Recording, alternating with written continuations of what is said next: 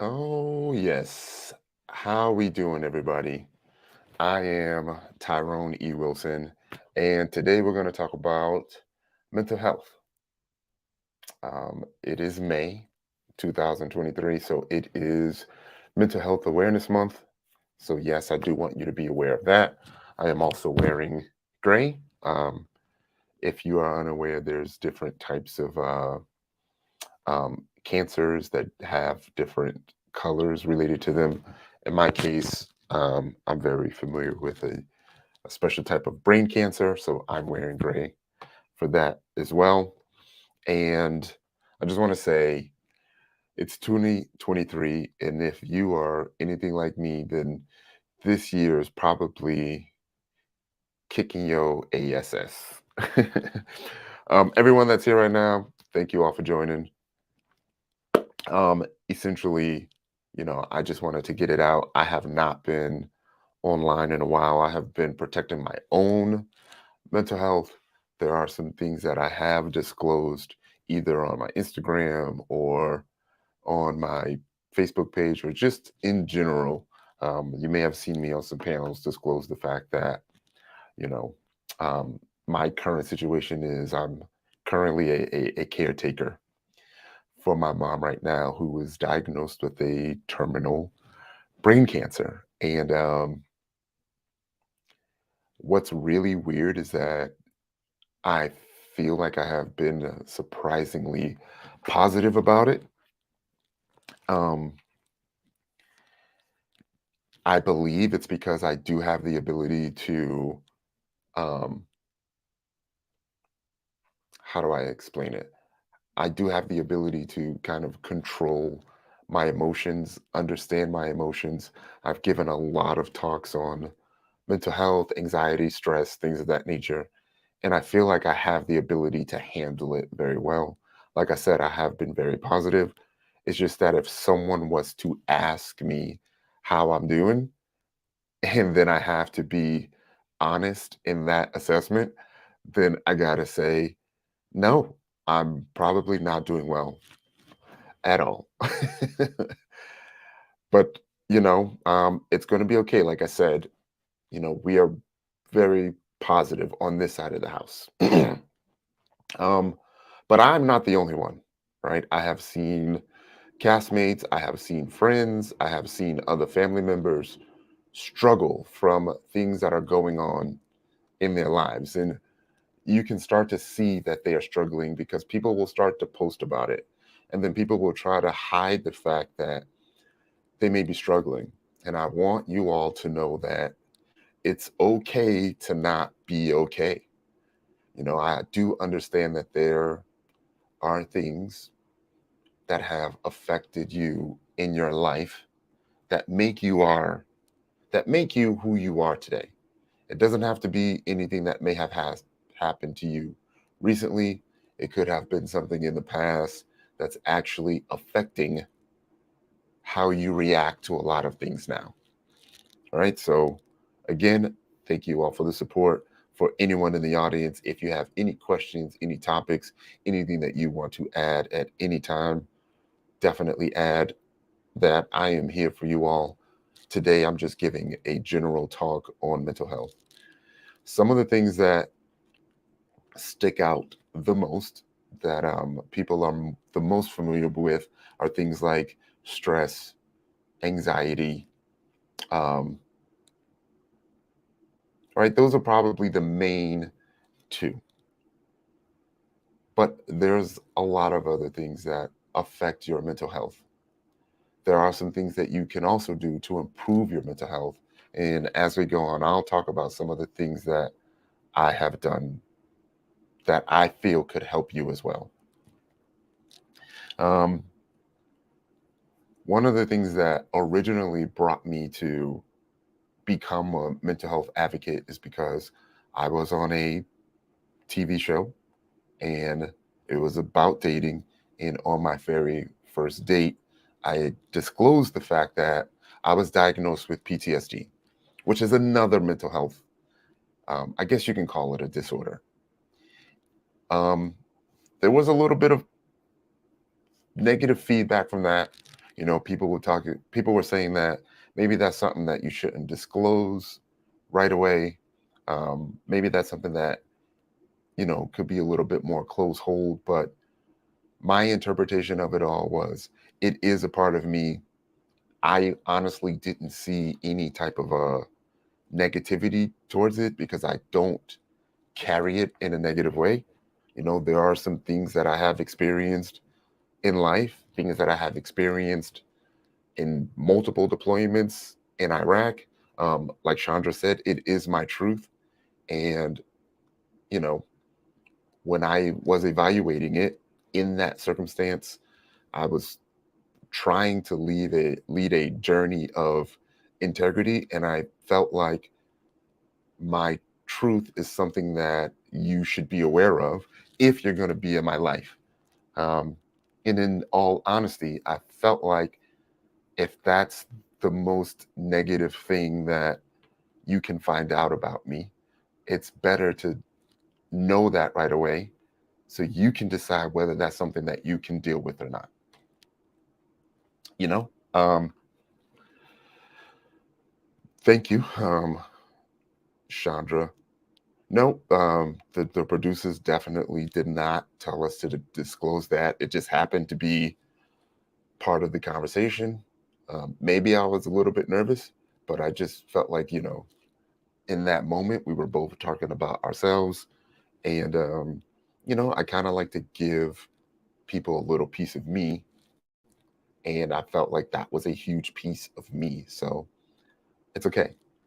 VR says, can it be overlooked completely, especially when a family member commits suicide, a person being married with kids and appears so happy when they have a public life? Yeah, we're going to talk about that in a little bit.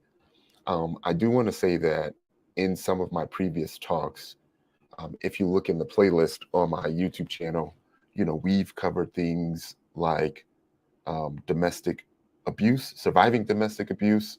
My friends Cameo and Sabrina happened to be on that one. I talked with a couple of my veteran friends about life after the military. I talked to my sister about the mental health of a 911 operator. My sister's been doing that for over 20 years. I talked to my brother, who was a ex NFL player, and then he and I talked about life after the NFL and how that transition from being on top could affect your mental health. I do have some plans to get with a lot of my family members to talk about things like um, I don't want to just say death, but we'll just call it violence and dealing with violence and growing up in a violent neighborhood, violent schools, violent surroundings, and how that could all affect your mental health. Previously, I've had some really good talks with some of my castmates. Donovan was on talking about anxiety. He was on season, I believe, 5 or 6 in Potomac, season 5. And one of my favorite talks was with my good friend Jay Sean Durham. And he and I had a really good conversation about dealing with grief. Um, he disclosed, well, I was aware that he had recently lost his mom. So he was aware of my current situation and decided to jump in on a talk with me and give me some really good tidbits about how to handle it all, how to be present. And I wanted to take that a step further. So I think my next talk is going to be about how to be present for someone that's dealing with grief. Um, and that is actually going to lead into a panel that I'm going to have with a few of my friends. We've recently lost a longtime friend from high school, so almost 30 years ago. And a couple of weekends ago, we had to go and attend his funeral, attend all of the services. And it was really, really hard on a lot of people. So, in an effort to get a lot of those friends back together in a positive outlook, I'm going to try to get them together. What else do we have going on? If any of you have any types of mental anguish that you're dealing with, let us know. Chandra says she's dealing with grief now. I guess we can talk about that for a little bit. VR, I don't want to forget your comment about um, committing suicide. I do have something to add about that. Um, Dealing with grief, yes, yes, it is very, very difficult. Um, when we mention dealing with grief, one of the things that I always bring up is the stages of grief. So, the stages of grief, if you're unaware, I believe the acronym is DABDA, DABDA. So, denial, anger, bargaining, depression, and acceptance. And you truly have to evaluate which stage that you're in.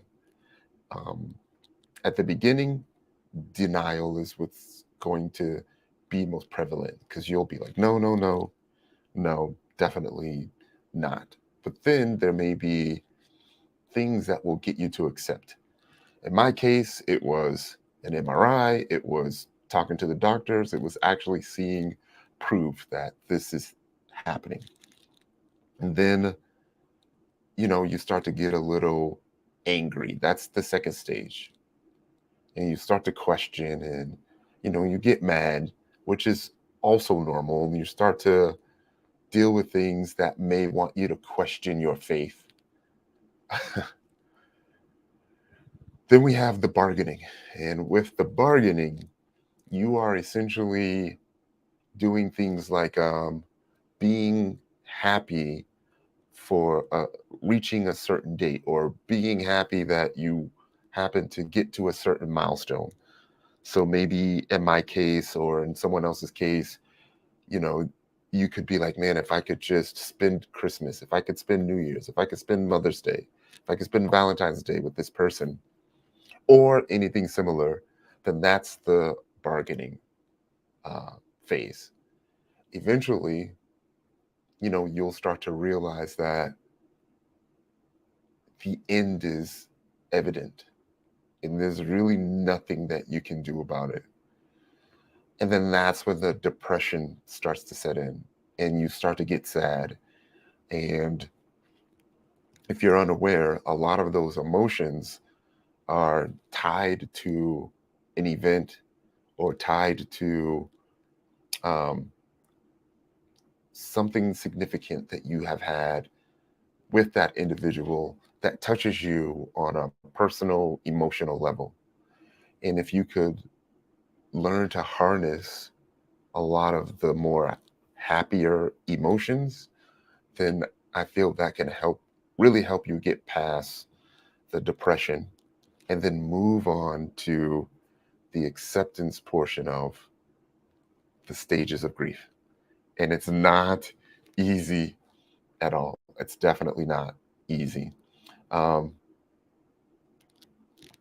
so NTR says that would be powerful. I know people who know the words for when someone is grieving, but not the action to take and help others.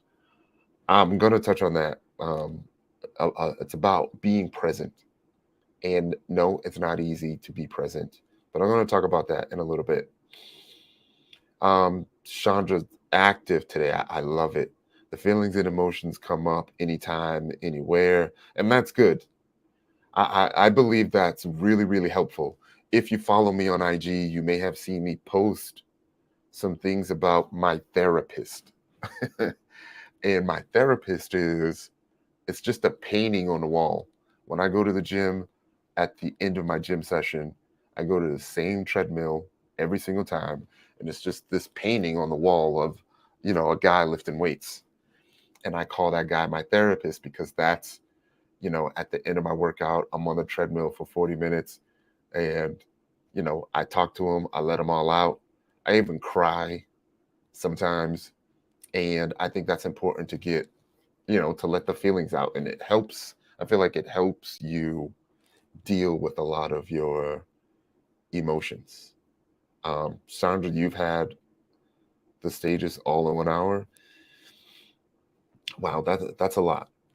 I applaud you for being able to recognize it, and being able to, you know, realize that all of them have happened.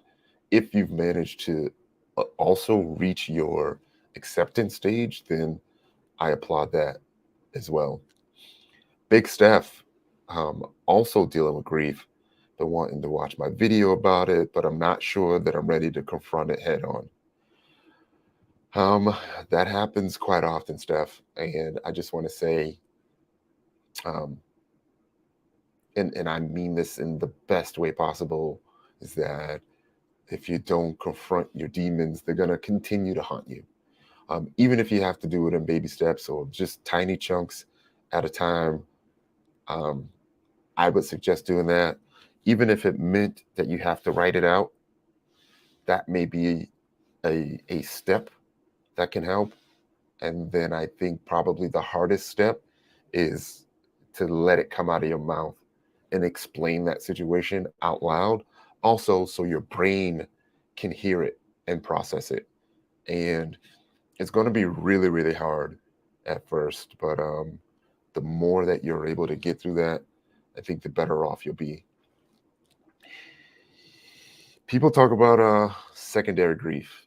Secondary grief, um, to me, is loosely related to um, emotional capacity. Um, there are people that are hurting. There may be people that you would like to help, but you may not have the emotional capacity to help that person at that time or to help them get through it. Everyone handles it differently. We had one friend that was unable to attend the services, unable to attend the funeral, and it even got to a point to where he said, I didn't even attend my mom's funeral because I couldn't take it. I couldn't handle it. And that's okay. You know, if you have a different definition of secondary grief, let me know what you think that is. You know, definitely. Chandra is determined to go through it. Yes. There's there are outlets out there, be it a person, a place that you can go to. I would not recommend a drink or anything alcoholic because, although you may feel good at the beginning, you don't want to mix a depressant with another depressant. Yes, definitely good for you, Chandra. The grief counseling, um, I can tell you for me, the when it comes to the group counseling, my group ended up being the audience when I was sitting in on the panels. And here now, being able to talk about it, being able to, you know, think about my thoughts, rationalize them, being able to spit them out. No, it's not easy. Chandra says she's processing it. Yes, the emotional roller coaster that you'll go through can be a lot, and there have been times when I have broke down. So I can honestly admit to that. But I also feel like breaking down is not the end of the world. There's a lifetime of memories that you may have, and processing them all may not be easy, you know. Oh, sorry, the husband has missed some funerals. Some people just can't do it. Secondary grief is the other items that you associate with the individual. Yeah, I'm starting to realize that I come across that quite often. Either it's a saying that I hear or a song that I hear that makes me think about someone. My mom has her favorite saying, may the Lord watch, that prayer. Um, Some numbers that you may come across. My mom currently experiences secondary grief when she sees dimes because she associates, coins to family members in the past saying hello. So every now and then we'll get some secondary grief. Every now and then we'll see a license plate or a number, or sometimes when we check into a hotel, the room number of the hotel always seems to be meaningful to my mom. And she, although it is a part of grief, she is starting to accept it as the universe looking out for her and our ancestors and spirits looking out for us and letting us know that, we are being protected. Let's talk about um, VR's comment. VR mentioned that it can be overlooked completely, especially when a family member commits suicide, a person being married with kids and appears so happy when they have a public life. I've come across quite a few things when it comes to having a public life and then things being totally different on the private side. One is domestic abuse, where you may not want to put the person that you care about out there. It may ruin them, it may ruin their career, and everyone's threshold for disclosing that information is different. When it comes to suicide, um, I have been very close to someone that attempted suicide. Um, my reaction to it was probably not the best. It happened in my place. Um, I actually tried to help that person out. I took my shirt off and went to go and bandage their wrist, and that person fought me off. It was like, just let me go, let me go. And I remember being upset. Like I said, it was probably not the best response, but I literally said, well, go sit in the bathtub because you're getting blood everywhere. And I know it's a horrible thing to say. Um, and I know that. I've since addressed that with the person. It was a long time ago. I was a kid. We were essentially kids. I believe I was 19 years old. And I definitely would not react that way now. Um, just letting you know that, you know, I have experienced that. Suicide is not easy. I am a veteran. I attend a lot of um, talks and meetings for veterans. They say there's like 2 veterans a day that commit suicide. So you'll see a lot of campaigns out there to do the suicide prevention. Um, in the military, we have suicide prevention all the time. Um, I used to often joke in class about suicide prevention. I know suicide is no laughing matter, but in my mind, because it was never a thought for me, I would be in class saying things like, suicide prevention is easy, like just don't kill yourself. And I know that that's really bad. I was like 19, 20 years old at the time. And in the end, it sounds really, really easy. But as you start to mature, you do realize that people are going through a lot of different things. And admittedly, there have been some things that I have gone through personally to where I wouldn't necessarily say that I've considered suicide, but I will say that there were times where I feel like I needed attention. I'll just say that. I needed some attention. And when you're young, sometimes you don't really know how to handle those emotions. All right, I want to make sure I get through some of the comments. Oh, I'm sorry that I'm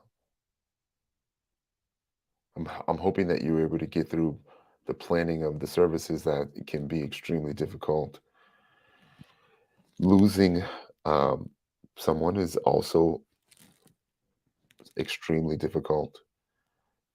especially depending on who the individual is. D, you, thank you. Thank you for the kind words. Um, at the time, when you're in the moment, you're not really thinking about the difficulty. You're just trying to get through the moment. I've had my mom seize right in front of me. I've never seen that before.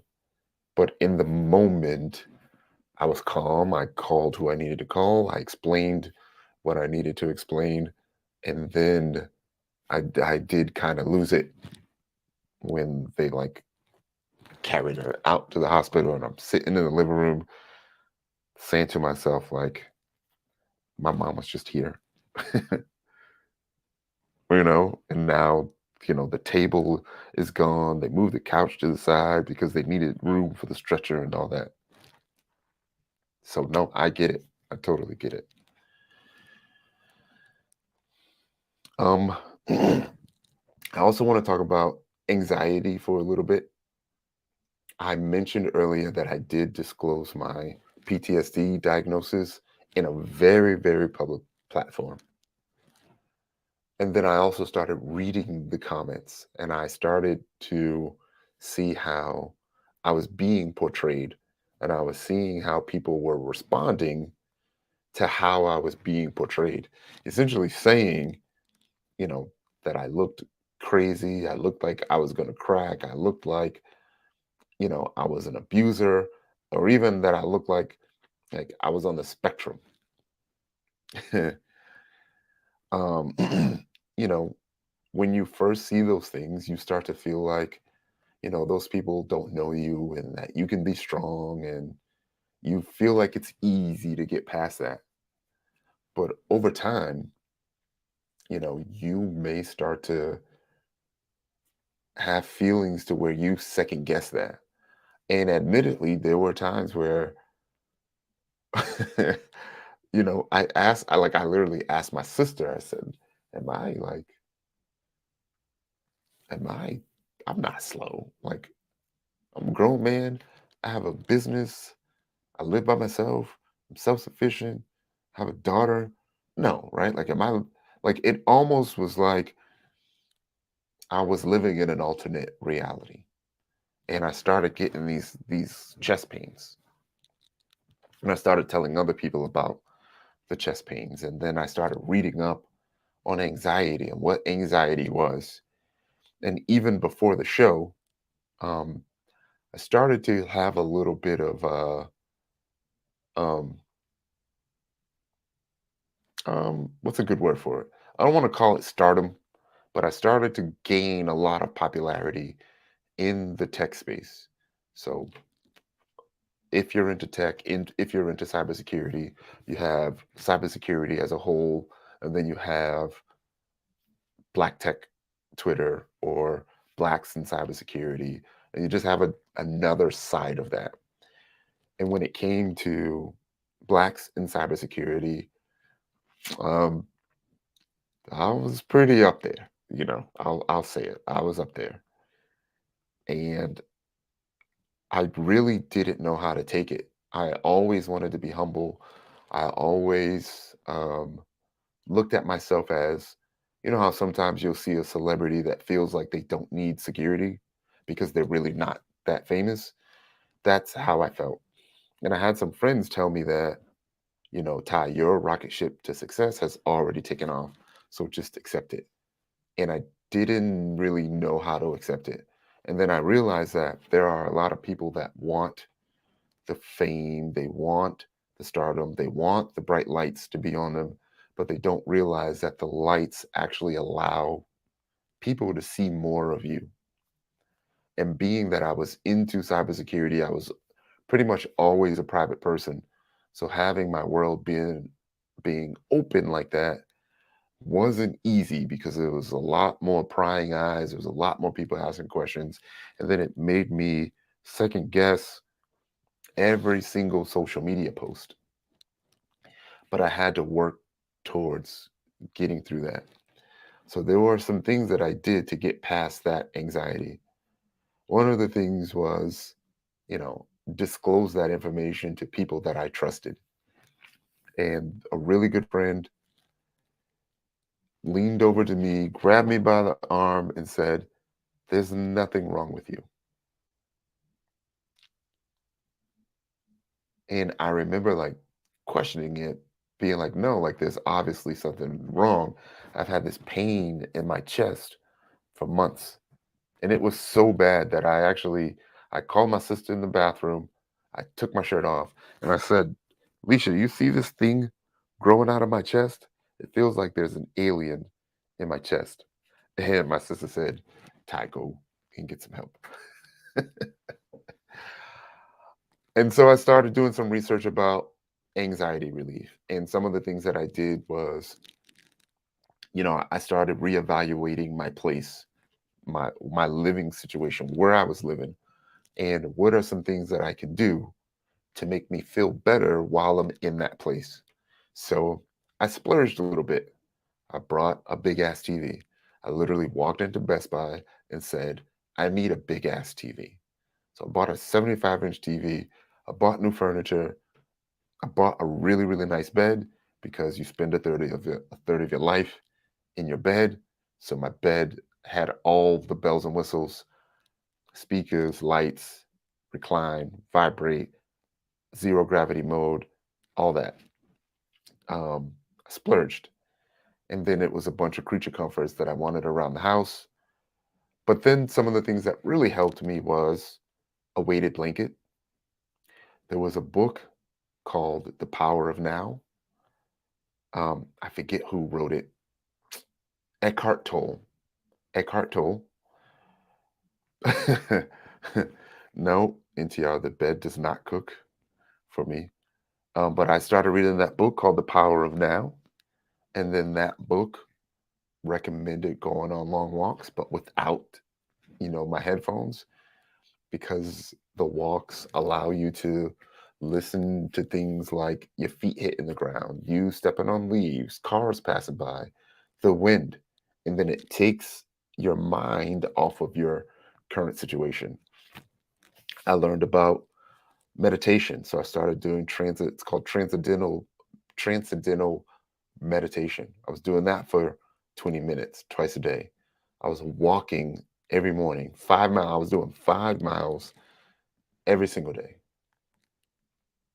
And I even started tracking it on, the fitness app. What was another thing that I did? I started growing plants. So I got an aero garden. And because I was growing the plants, it made me think about the plants. It made me look towards the future for something else aside from myself. And I realized that there were things that I was stressing about that I had no control over. And over time you realize to put a little bit more effort in your system, but without the weed. If there's something that you can't control, there's nothing you can do. But for me, in my case, it was the Black Lives Matter movement. I was living right outside of Washington, D.C. So, when they have, the marches, when they have the president walking out in the streets of DC, which has never happened, you start to think that, okay, this is the moment. Especially if you've had some military service, you get a really good idea of the significance of president walking out into the middle of the street. So yeah, it was a lot of those things. There are some other things that I won't disclose right now that were creating the stress for me.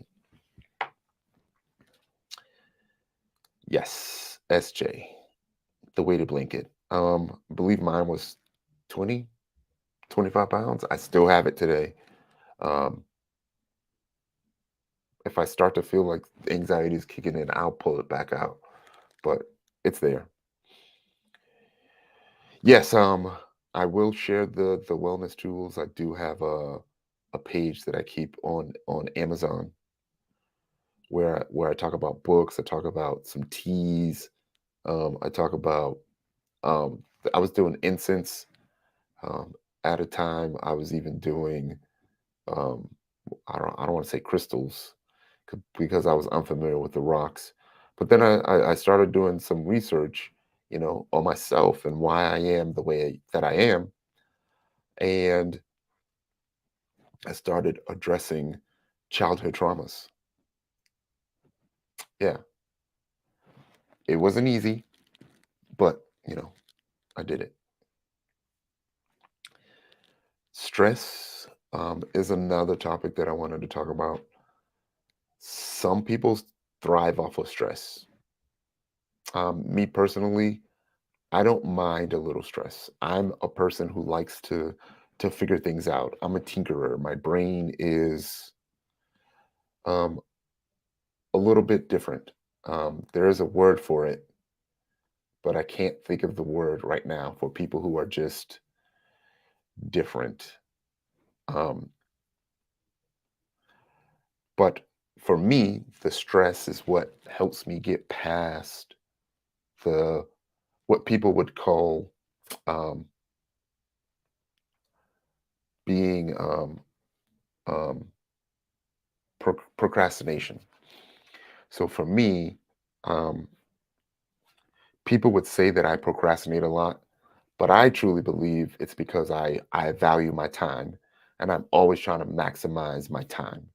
So if it doesn't need to be done, or if there's a better way to do it, then that's the way that I'm going to do it.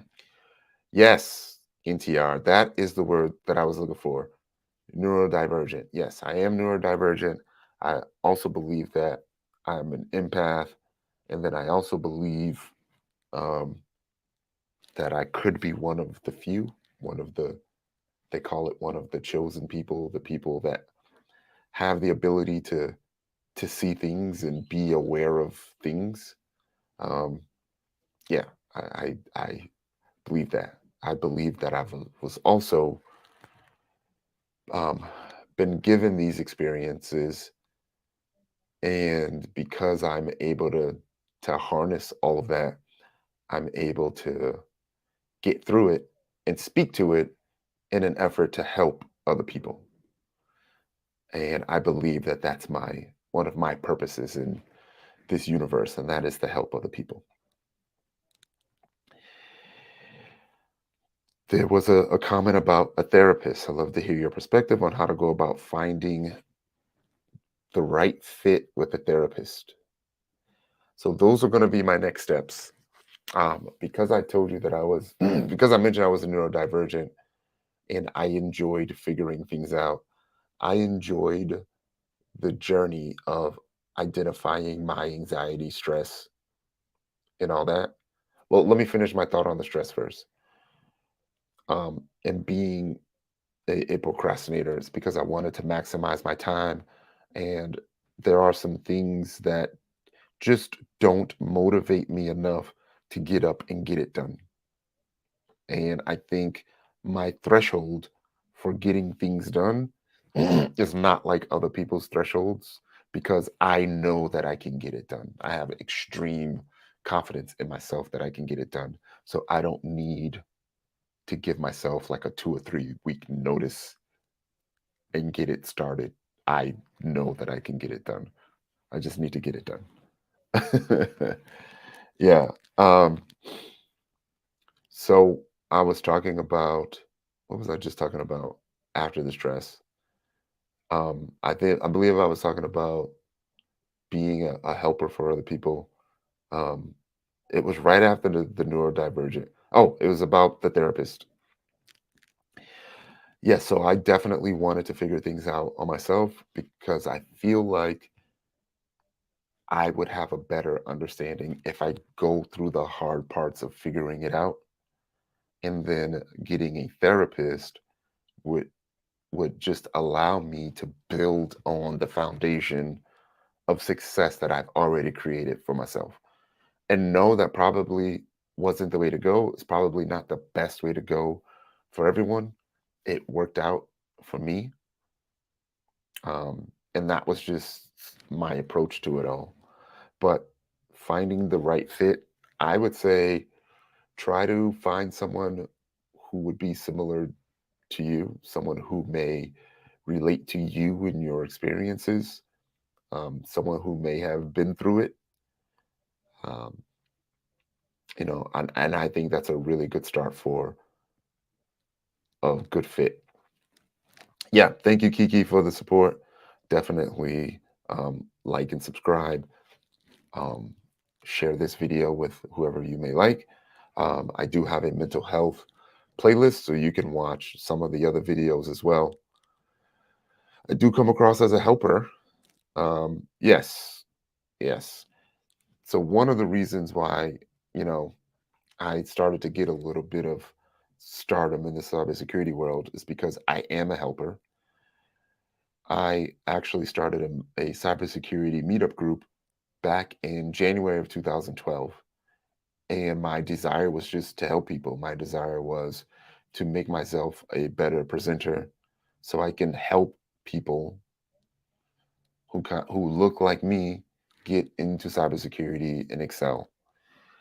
Come to find out, I severely underestimated the amount of people who would need help. The meetup group took off. We're almost at 10,000 members right now. It's what allowed me to be successful in business, have a company, sell courses, all that.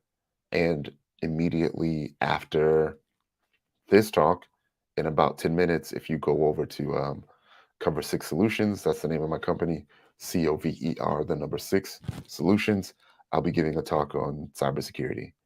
And I have been doing that for free for over 10 years now. So, yeah, almost my entire adult. No, not my entire. So my entire adult life, I've been in the military, giving back to my country, but I do not mind helping people at all.